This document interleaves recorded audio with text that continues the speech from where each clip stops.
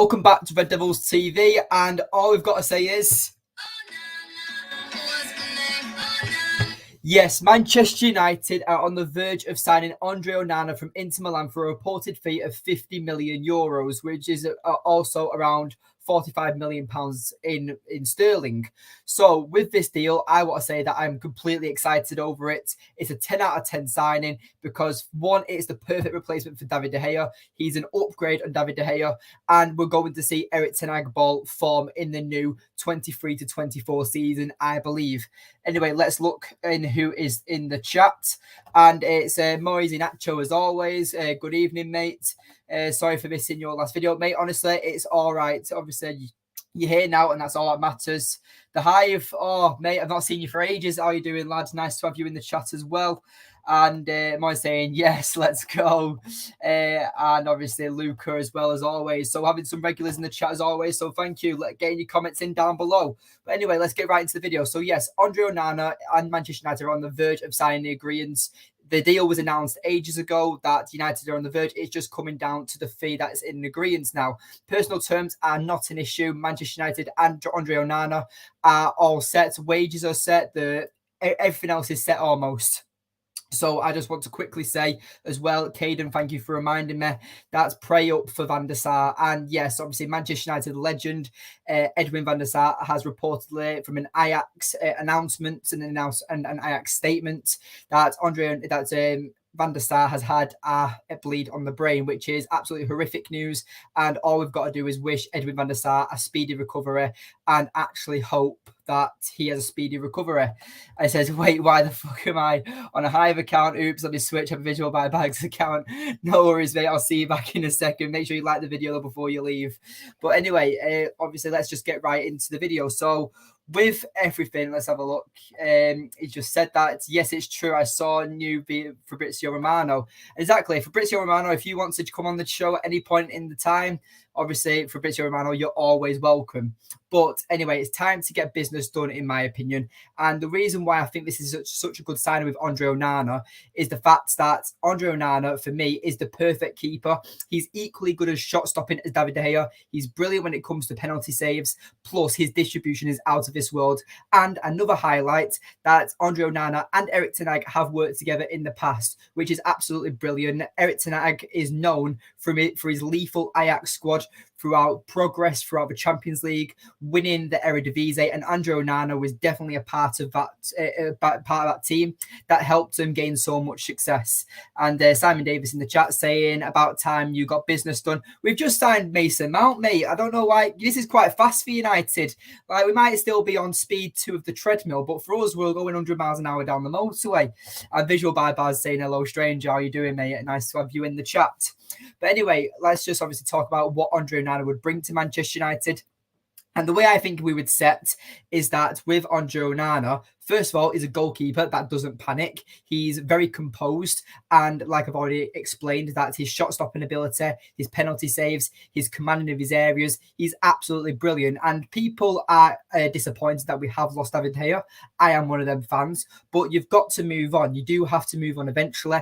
Let's say, for example, you buy your first car and you hold on to it so much because that's got you from row A to row B to option A to option B for the last 5 years, but your car keeps breaking down. So what happens and what do you need to do? You need to upgrade and get a new car. And you might be upset because you've left that car behind, but at the end of the day, you need to move on and upgrade because that's how you progress in life. And Visual by Baz saying, we made a signing in June, now start of July. I don't recognise this United. Me neither, mate. Me neither, because United, before the Mason Mount signing, Manchester United hadn't signed a player in June in over 4 years. That just shows you. So it's key that Erik ten Hag does want to get his business done early. We saw last season that how affected us at the start of the season. Tyrell Malacia, the newest signing of Erik ten Hag, he was the only new player that actually got a pre-season. Eriksen, Antony, Casemiro and Martinez didn't get a pre-season. Obviously, Sabitzer and Vegas, who came later throughout the season. So it's clear that Erik ten Hag wants to get his players in early so we can build on chemistry, can build on new formations, new tactics, and just get an all-round understanding and use pre-season as a stepping stone to light the Premier League on fire and get up the table as high as possible as soon as we can, not hoping and praying on other teams' downfall for our own success. But I personally feel like with the signings we're making, Mason Mount, I wasn't too keen on the signing at first, but after looking into what it would bring, how Manchester United would change their formation, I'm all about the signing, and I can't wait to see how Mason Mount will play. But Andre Onana, for me, is definitely a 10 out of 10 signing. I think it's more the fact that with Erik ten Hag's issue of last season, we saw Erik ten Hag struggle. And you saw the first two games. We lost to Brighton 2-1 and they scored an own goal. So it wasn't even our own goal. And we lost 4-0 to Brentford. So I think Erik ten Hag then had to take a step back and realise he couldn't play his way of football. And he had to just go to basics and be what was out in front of you. And Manchester United had an amazing a bunch of nights last season. You think back to obviously when we beat Liverpool 2-1 at Old Trafford. We beat Man City 2-1 at Old Trafford. Beating Barcelona in the Europa League. We had so many clinical nights. Newcastle in the Carabao Cup final. Last season brought us a lot of special memories, in my opinion. But this is the progress season now. We've had the first season. Erik ten Hag has laid down his blueprint throughout this summer, and he's now getting the serious signings is what we need, like Andre Onana, which I can't wait to see happen because the deal is almost agreed. It's literally just down to the clubs, and it's literally less than 10 million in difference in the transfer budget. Anyway, let's see who's in the comments. And Visual by Baz saying, after seeing Mount in United kit, I believe he's the best midfielder in the world. Yeah, mate, definitely. He wears the number 7 now, so that automatically makes him the best midfielder in the world. Kevin De Bruyne is still wearing the number 17. You know what I'm trying to say? There's levels to this game. Mason Mount's got the number 7. Kevin De Bruyne still got the baby 17. So it's clear that Man City don't trust him with the iconic number 7 shirt. And Moisa also says that the number 7 isn't that iconic anymore if they can give it out like that.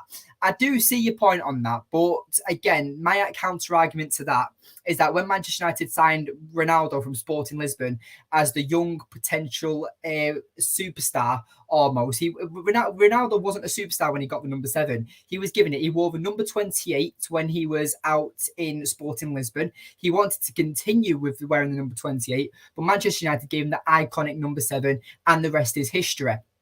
The number doesn't represent a player. It's what the player represents the number as. Like Manchester United have had players like Di Maria, Alexis Sanchez, Antonio Valencia, players who haven't really shined in the number 7 shirt. But then you've got the legends like David Beckham, obviously, like Georgie Best, Ronaldo, all these players. So I do see your point on this one. And Visual by Baz also says that I can't remember what he used to look like in blue, only red right on him. Definitely says Mount left Pollock over KDB. Definitely, mate, definitely. But like I said, with the Andre Onana signing, obviously the personal terms are agreed. That's just nailed on, highlighted. That's done and dusted. It's now just down to Inter Milan and also Manchester United for agreeing a fee. And Moses also says that you didn't mention Eric Cantona. How could I forget Eric Cantona? That's my own fault. And yes, I deserve a slap for that. So if any of you see me in the street, just give me a cheeky slap if you want to. Not too hard though. And I mean on this cheek, not the other cheek. So I know what you dirty perverts are like. But anyway, let's just continue that. Rasmus Hojlund as well. Manchester United, key striker potential signing, is on the verge of joining Manchester United as well. But breaking news is that his home current club in Atlanta are interested in signing a certain Manchester United player. And he's a current Manchester United player that hasn't played for United in nearly 18 months. And his name is Mason Greenwood. Now, Mason Greenwood, we don't know what the situation is going to be like with him throughout this next season, but the reported plan is that he's going to go out on loan. And Atlanta are one of them clubs, as well as Juventus are, of signing this player on a season loan deal as an interest to give Mason Greenwood a chance. Now, I don't know how I feel about this, but with Greenwood, it is a very uncomfortable situation. But I personally feel like that the situation is... it's all over the place, and I don't know how I feel about it because it's such a undisclosed situation and we don't know what the truth is. But for me, I personally feel like that with Mason Greenwood, his best option is to go out on loan. And if I was Manchester United, I mean, his contract does end at 2025, and we do have an option to sign him on a year extension. If I was Manchester United right now, what I'd be doing is getting him a season loan deal, see how the situation unfolds itself when he starts playing football again. Because don't forget, the guy's missed 18 months of his career. He won't be the same player as he was, and no doubt he will pick himself up because he does have that world-class potential still. But at the end of the day, I still think that with Mason Greenwood, the best chance of him kind of surviving as a footballer and surviving his career, whether that's at Manchester United or not, is to take a loan spell option and go to a foreign country, because in England, I think it's kind of ropes for him and there's no point in him staying in here. And Moses also says that Garnacho will be devastated he didn't get the number. He was so wished. It was so wished for. Now, I just want to say about the Garnacho situation is that his cousin put on a bit of on Instagram where he turned around and said that he was putting pictures of Garnacho in the number 7 and all this jazz. And then when Mason Mount was announced, he took a screenshot, and someone took a screenshot of Garnacho's cousin's response, and he put like a load of angry emojis or something.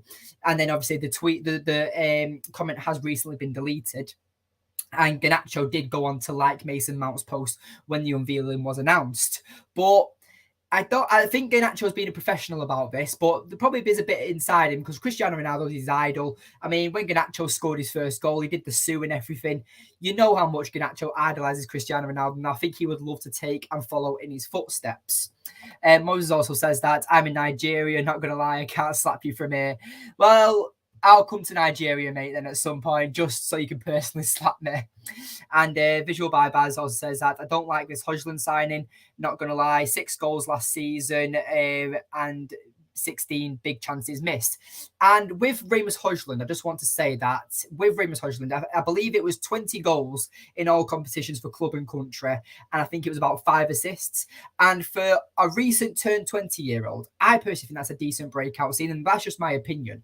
And I do really like this signing. But if I had the opportunity, I would be all over the Kolo Muani deal or Harry Kane if that was a realistic option. But I think Kolo Muani is the more realistic striking option that we could go for. And then Hojlund be the understudy to that more elite striker that they can learn off and develop off. Kind of like how Julian Alvarez and Erling Haaland are at Man City. Obviously, Alvarez is a very finished striker, but Haaland's the big daddy, and he is the one that's in the driver's seat. But Alvarez can hold his own up, but he's not as good as Erling Haaland. But I do understand what you mean. But personally, like Hojlund didn't have any injuries last season. He played over 20 games for Atlanta. He's better than Weghorst. He's better than Martial. So for me, and therefore, he's an upgrade on what we currently have, and that's what we need to do to progress as a team. Visual by Baz also says that we need Taramini and another striker. Taramini, he was is he the Iraq striker from Porto, I believe. I've not really heard too much about him, and I'm pretty sure he's also a free transfer. Or he's on the last year of his contract or something. I do think that I don't really know much about him, but again, like I said, it's all about progress. And if this Taramini is better than Martial and Weghorst, obviously Weghorst is now back at Burnley, but if this Taramini is better than what we currently have, then go for it. I personally thought that Marcus Thuram of Mönchengladbach would have been a perfect signing. He's now gone to Inter Milan on a free transfer. And Baz also says that maybe like Tammy Abraham in the January window. Now, I'm not a big fan of Tammy Abraham. I wasn't a fan of him when he was at Chelsea. He's done all right for Roma. And unless you've got his Europa League road to the final card on FIFA, that's the only Tammy Abraham that I want personally. If you know, you know. And Baz also goes on to say that the thing is with Mason, he will go over there and twat for 25 goals in if he plays up top. Definitely, mate. Definitely. And that just shows that, for me, it's all about Mason Greenwood reviving his career almost. And then if United want to make the decision, then that's up to them. But that's the way I see it. And he also says that keep Tony one more year and then Kane on a free. It's a possibility. I personally feel like that if Harry Kane was to, I mean, how many goals is Harry Kane off the goal scoring record now? I believe he's about 40 goals now, maybe just over 40 goals. Excuse me 1 second. Oh, excuse me. I feel like Harry Kane is on the verge. I think maybe give Harry Kane 2 more seasons and he will join and he will be beating Alan Shearer's record. The question is he going to do it? Now, I don't think he'll score 40 goals plus this season. No player's ever done that. Erling Haaland, who was scoring hat-tricks for fun at the start of the season, decided just to stop at 36 because he just felt like it. And he's probably going to break the record next season. He's going to break his own record. But the way I want to look at it is that Harry Kane is at Spurs right now. I see him staying at Spurs. And that's the way I see it. And I see midway through the season, he's going to sign a new contract. Manchester United, I think this is what's going to happen. He's going to get to around the January time, January transfer window, and so many teams are going to be coming in contact with Harry Kane, trying to offer Spurs the latest new news. And Harry Kane is going to draw them all in and be reserving his options. And then what happens? January transfer window stops. It gets to March time. Everyone's excited. Will Harry Kane join Manchester United, Bayern Munich, Real Madrid, PSG? Which club will Harry Kane go to?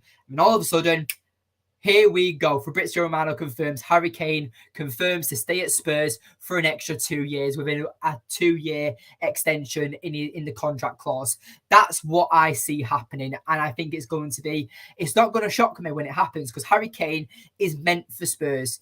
I love him. I think he's a brilliant, brilliant striker, one of the best in the world. But when it comes to mentality, I personally think that he's happy of just getting the golden boot, the best Premier League goal scorer there's ever been, and that's it. I don't think he wants to win trophies. I think that he's too far in his career now to care about trophies, and I think it's all about that established first title of best ever goal scorer in the Premier League, which is what, like nearly 300 goals, whatever it is. And he also goes on to say that I've watched Tiramini loads, unreal baller. I'll take your word for it, mate. And he says, not a fan of Tammy. In his first season at Chelsea, he scored 16 goals in the Prem, and he's fire on Rome, but unlucky with the ACL right now. And that's the thing as well with Tammy Abraham. I do know that he does have quite a bit of a bad injury record. He had it when he was at Chelsea, and I do remember speaking to a few Chelsea fans, and they said that was the issue with Tammy Abraham, that he would just get injured every now and again, and that would ruin his form, and it'd take him about 5 games to get back up to speed. And Visual by Baz also says that Kane over Haaland, I will die on that hill. You know what? I agree. Harry Kane is the better striker than Erling Haaland. But what I do want to say is that Erling Haaland is better than Harry Kane was at 22 or 23 or however old Erling Haaland is. So that's the way I want to look at it. But right now, I still think Harry Kane is the more elite striker. But give Erling Haaland 2 more years, and I'd say that he's going to be the best striker in the world. Red Devil Studio, nice to see you in the chat, pal, saying Onana is a good signing, but I feel for De Gea. You're not the only one, pal. I do feel sorry for De Gea, a veteran of the club who's been completely mistreated. I mean, I saw this on the United stand. Kurt Zouma treats his cat better than the way United have treated David De Gea. It's absolutely embarrassing. And the way I want to explain about the way David De Gea has been treated, whether you like David De Gea or not, you've got to admit he's been treated absolutely poorly, and no football club, whether you're Manchester United, Man City, Salford City for all I care, you don't treat a veteran player like this. And I personally feel like that he's done well for the club, but it's time to part ways. That's just my opinion, though. Baz also goes on to say that I don't feel sorry for De Gea. The 2-hour De Gea failed comp says it all. Now, we can't be going obsessed with comps. I don't think it's 2 hours long. I've watched it and it's about 15 minutes long. But it is also over many seasons. It's not just this season at all. And plus, if you're talking about the one that is just from this season, that's about 8 minutes long.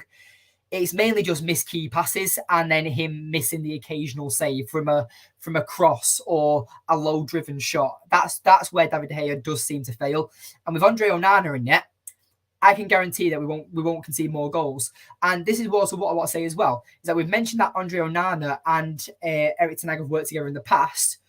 But we also have an Ajax centre-back in our team in the Butcher, Lisandro Martinez. They already have that partnership built. Obviously, it will take time to remember everything and get used to that chemistry once again. But the chemistry is already there. And I personally feel like that this is why this is going to be a perfect signing for Andre Onana. And there's talks of United going in for a second keeper, reportedly, of Justin, what's he called? Bijlo from Feyenoord in the Netherlands. Personally, I want to say that I would much rather see Matic Kovar as our number 2. The guy's literally just won a league with Sparta in the Czech Republic League. Why should we go and waste £20 million or 20 million euros, whatever you want to say, on a second keeper when we've got a young, hungry, fresh goalkeeper that could do well in the cup run? And definitely, I think that Matic Kovar is the one that needs to be our number 2 for next season. He's a youth player. It promotes youth. And I personally feel like from what I've seen of him, I've tuned in to one game and the guy made 8 saves and 2 of them were like prime David De Gea-esque, ponytail David De Gea, literally at full stretch and tipping it over the bar. Now, that might just be the one game, but I can only speak of what I've seen of experience. The guy's only 22 years old, 23 years old. For a keeper that's very young, development, we've got Tom Heaton staying at the club for another year. I just personally feel like Matic Kovar should definitely be our number 2. And it's where I want to say that United also need to be careful of how we spend our transfer budget. We're on financial fair play. We're really close to it right now. So United needs to be careful. And I personally feel like wasting an extra 20 million on a backup keeper. We've already got good enough keepers at the club for number 2s, because I personally feel like Tom Heaton's good enough to be a Premier League goalkeeper. Put Tom Heaton in net for Luton Town or Sheffield United, maybe even a Wolves. I think he can do a job. That's just my opinion, though. And Moses also says that, and also Anthony Santos, that's obviously talking about the Ajax thing that I was talking about. Bijlo won't come to be a backup, if that's your opinion, pal. And he says that Kovar ain't ready, trust me. And that's the thing, that's also about development. But you look at Liverpool's goalkeeper, is it Collier, the Irish goalkeeper?